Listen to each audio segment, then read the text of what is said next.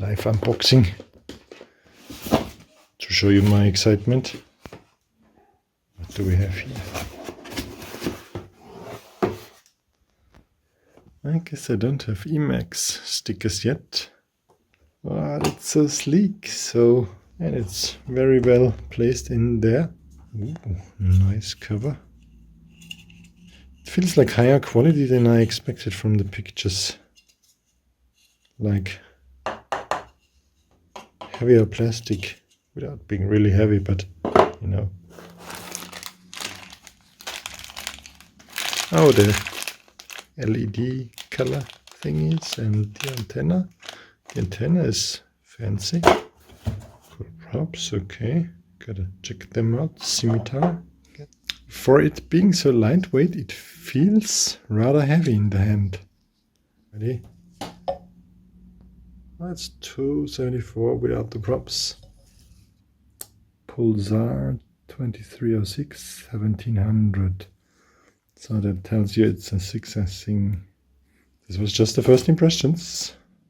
Really looking forward to test fly this.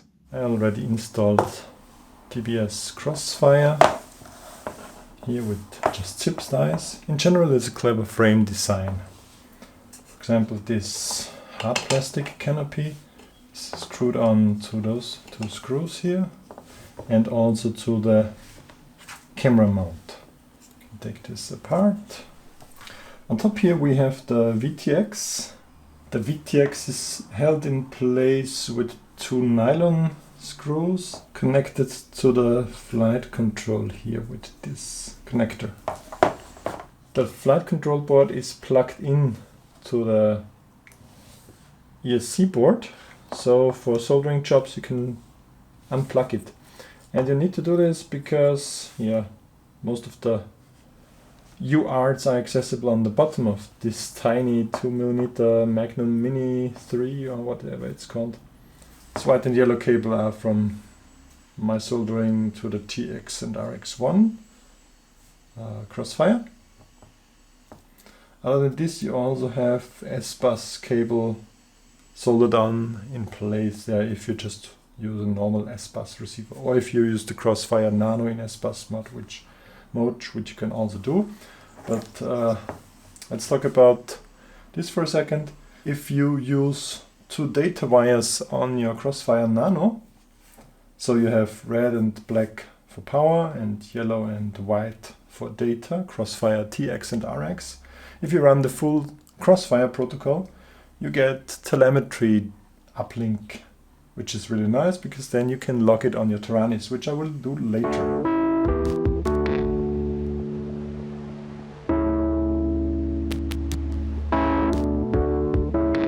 I really tried, but somehow I don't like flying with analog things, even though this Caddx Rattel produced for Emax is really, really nice, and I think about doing a separate review of the Rattel. But anyhow, so I'm so used to digital transmission that I just want to swap it to the Caddx Vista. Hope it fits somewhere in there.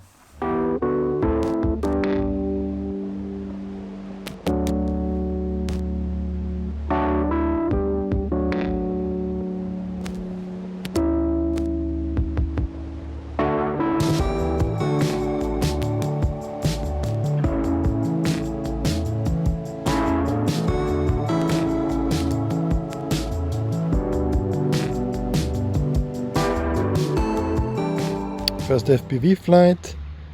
This battery already had 2 minutes of hovering and a few punches on it. Feels very nice, very locked in. Second battery, this one was full. 4 minutes mild flying with some punches and 50%, that's good. That's really good. So I'm right in the middle of soldering on, hopefully installing the Caddx Vista, which will be a spatial challenge.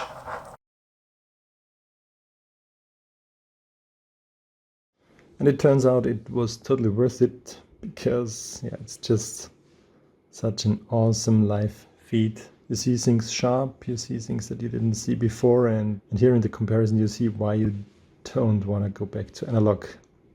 Digital is just, yeah. But it shouldn't be a video about analog versus digital. Just be noted that on my Emax I chose the Caddx Vista. And then of course with the capabilities of this copter, with its punch outs, the power, and now the possibility to log stuff on my Taranis SD card, I wanted to retest the China Hoppy Black Series batteries. Banggood sent me a third one, so I could test if the first two were just faulty. It still sucks, that's the short way to put it. You see here on the charts that the Demon RC, for example, didn't sag as much, even though it wasn't the best performer. And in the closer look here, you see the Voltage Sag lines. They are quite similar on the Black Series batteries. On the other hand, flying with them is fine for me. Freestyling around is okay, it's maybe just not a racer battery. That's the takeaway.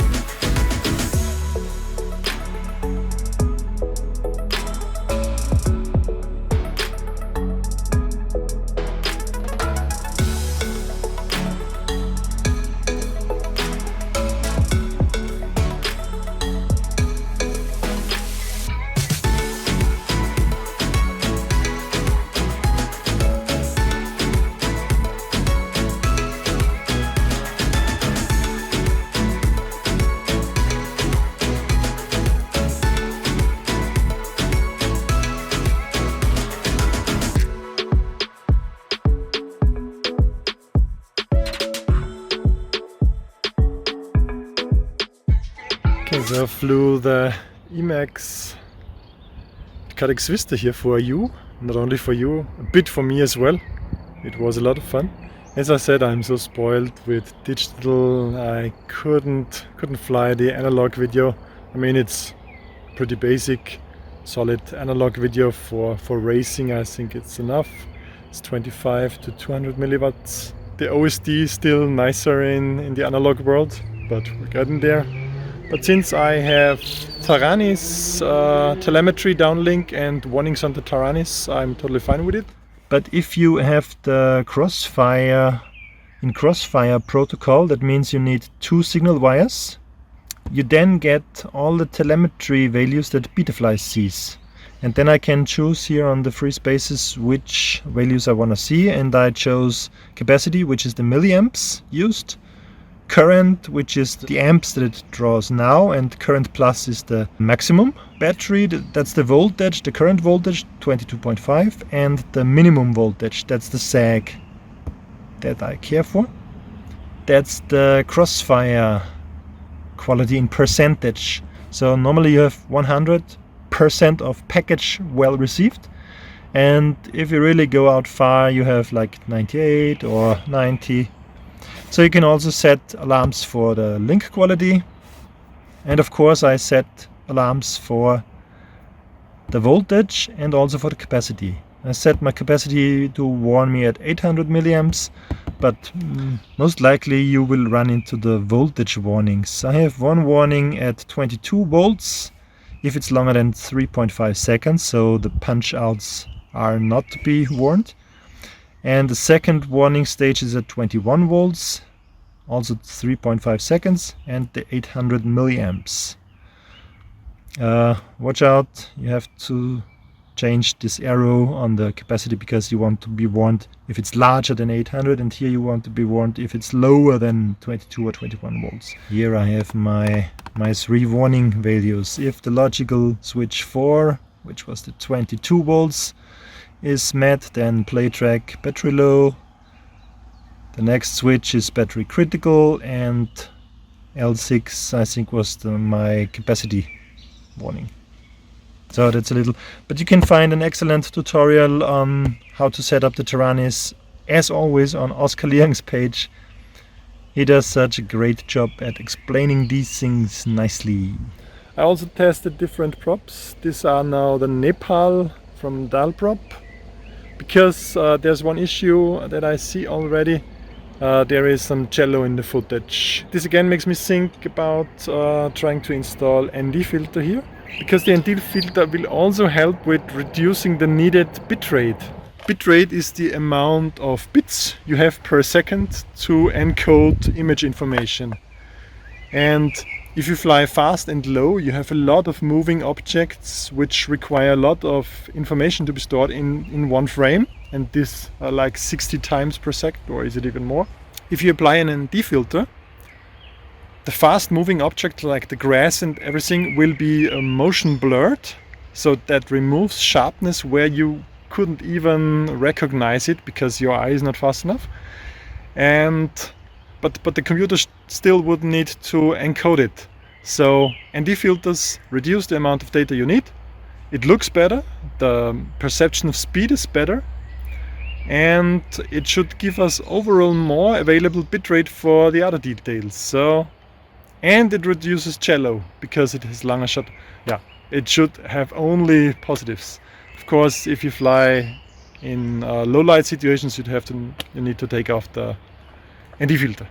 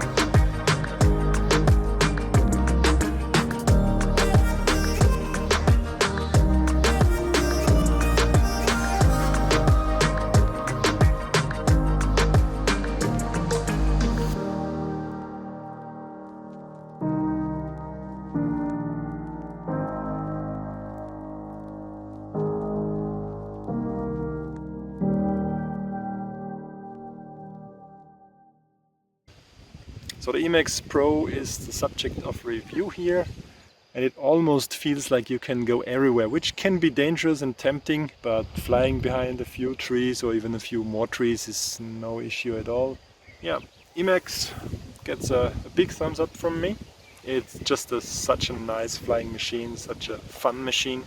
I think that's what FPV should be all about. And flight times are amazing with this. With 6S and 11 to 1300 milliamp batteries, I get 6 to 8 minutes of flying time, and that's such a lot of minutes in the air. Hope you enjoyed it nearly as much as I did flying here. Yeah, and that's another thing. With FPV, with digital FPV, you enjoy it while flying, really. And with the ND filter here, it almost looks like such a cinematic GoPro feed. Already while flying, for example, low over the field. Looks so awesome. So thanks a lot for watching this review. Hope you liked it. Check out the links below. If you buy them, I don't get any commission, but it will help me getting stuff from Banggood again. If my video performs well and a lot of you guys have interest in their products, it can't be a bad thing. So thanks a lot for watching. See you next time. Bye for now. Oh, and greetings to Bruce. Bruce, I think this was right, you're flying here, right? I held back on the flippity floppities. Bye. Please subscribe and also use the bell icon to get notifications when I upload new videos.